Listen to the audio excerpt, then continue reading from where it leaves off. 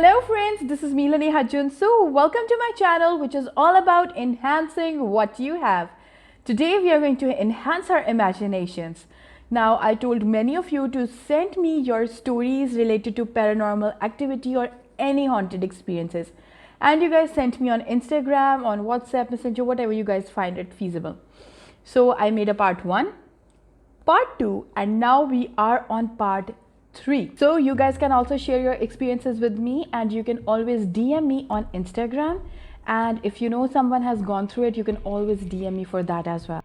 And if you haven't watched part 1 and part 2, I will suggest all of you to kindly please do watch. And now I'm going to just open my phone and we're going to share the stories with you all which many of you have sent. Now let's get started. Now first story is by Kim Rabia. Now who remembers Kim Rabia? Like, she shared one of her stories, like 2 or 3 of her stories in part 1, and now this is what she has sent to us. Me and my mom had traveled to Karachi and my dad, brother and sister were at home. At night, due to load shedding, we lost electricity. This is very common in Pakistan. Since my sister is scared of dark, she lit a candle and asked my brother that she's scared, so if he could sleep on sofa or in her room. And my brother said, okay, I will come. So they were in the room when suddenly they heard someone screaming in the courtyard. It was like some woman was in hysterics, crying and screaming, a mix of something weird. It was a very high-pitched, ear-piercing sound. I've got goosebumps.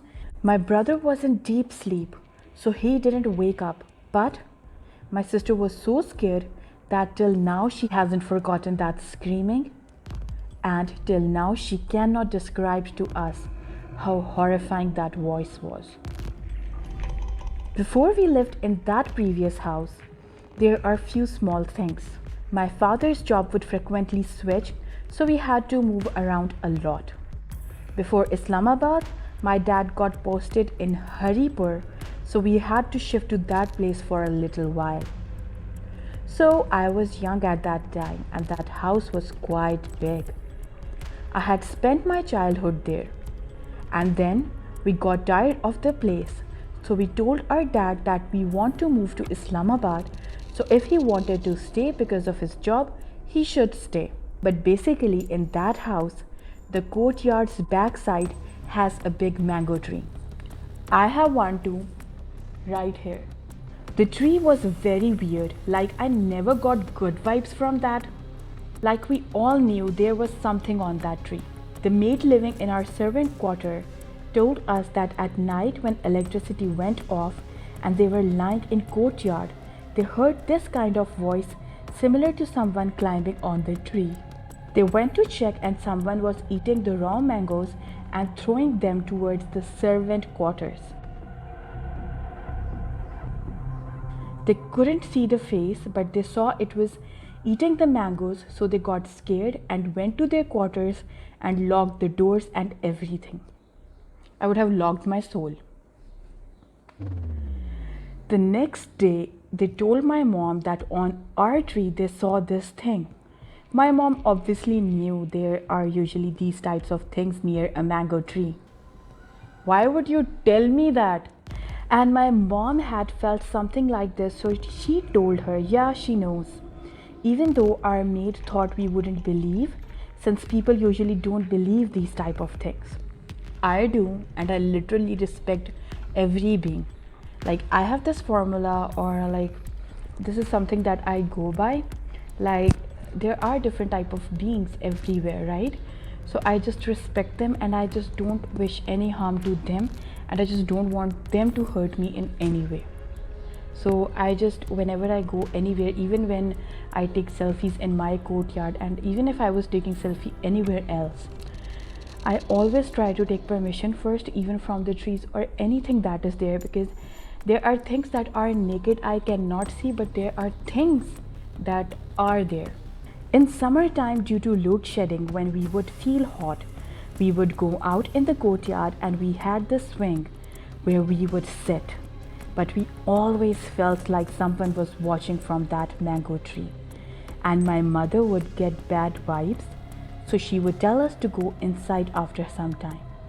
Some of you might not be creeping out because I know you're just listening to it, but I am creeping out to the maximum, like my shoulders, like I'm doing this, okay, a little bit from time to time because I'm getting scared and I just have mango tree right here. Basically, the thing on that mango tree was female. The next thing, all our family, my mom, brother experienced it. We have this habit of sleeping very late since we are Karachi people. Since Haripur is a rural area, people would sleep pretty early, but we would stay awake till 3 a.m. So one day, my mom was reading a magazine. My brother was playing a video game and I was watching, and my sister was using her phone at 3 a.m. All the lights were off. The room was illuminated by only the TV light. Suddenly, from the front porch, we could hear someone's anklet making noise. Right then, my brother paused the game and we all heard that noise. That noise was literally like someone was walking from loud as it got near the porch to quieter as it walked past the porch further away, and right then dogs started barking. The stray dogs that usually roam around. We all got scared and went away to sleep. I still remember that experience was quite weird. It was weirder than my life. So yeah, this next story is by Coco, who lives in India. I used to live in Bahrain and I never believed in ghosts until I encountered one with my family. It was a 2 BHK house in ground floor.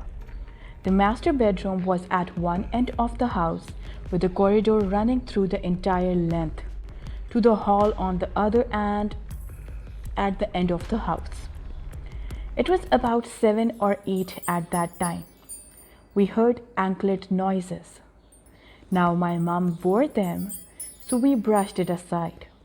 But then we realized that mom wasn't at home, and me and my sister were alone, and none of us wore any.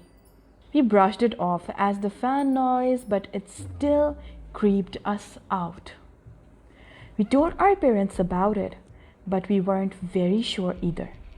It was winter, and we always slept in the hall because it was warmer there. My cousin came to visit us, and we were all about to sleep when we all heard the noise again. And then we heard it louder and louder, slow and loud. Then it stopped, and then it walked away fast. It really sounded like it was in the corridor. Wait.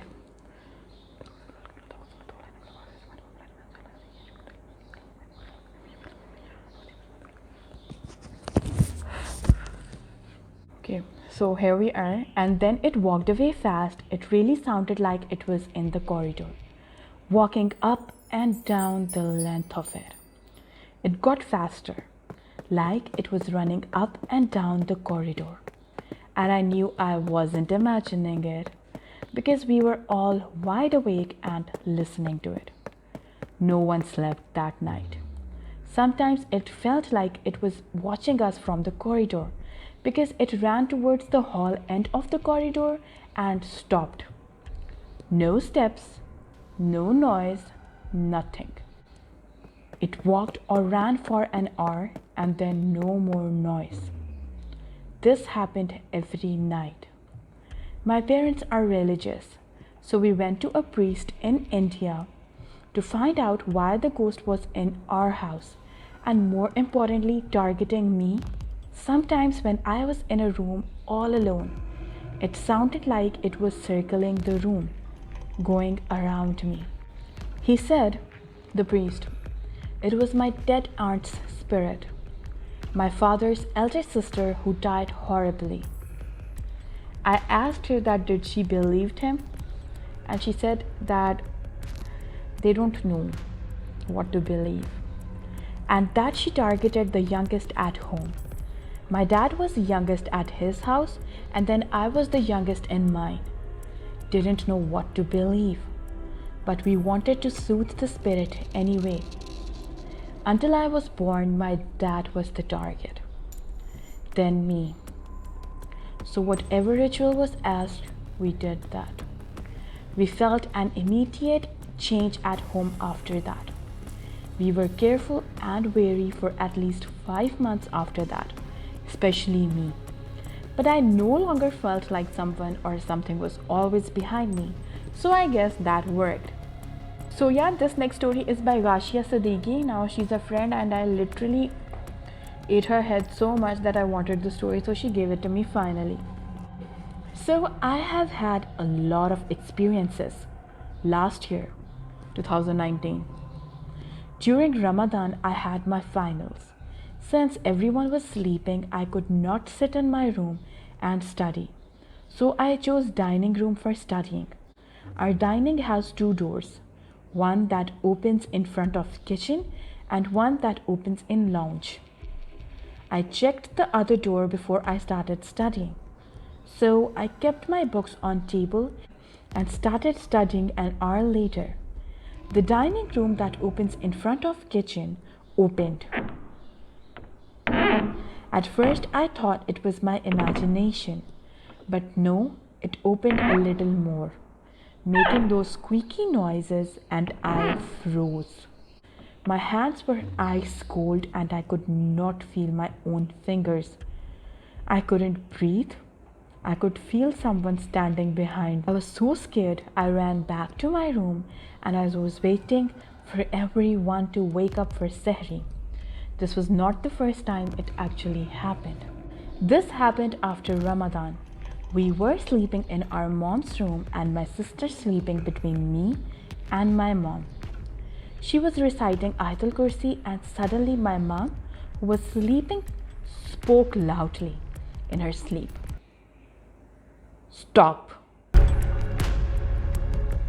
It was not her voice, and since that night we never read Ayatul Kursi in her room. Like never. I would have done the same thing. This one happened last year too, but after Ramadan. We were cleaning everything up after dinner and my grandmother was in kitchen making green tea and my sisters were out in veranda. When someone exactly like our grandmother came inside and had flowers in her palm, walked straight into my grandmother's room and never came out. While she went inside her room, my grandmother left kitchen. I asked Gigi if I can get more stories and she said that she's going to leave the planet. I'm a little scared right now. So yeah, I hope you liked this part and let me know your point of view, like how did you like all this, and I will see you guys now in part 4. Bye bye.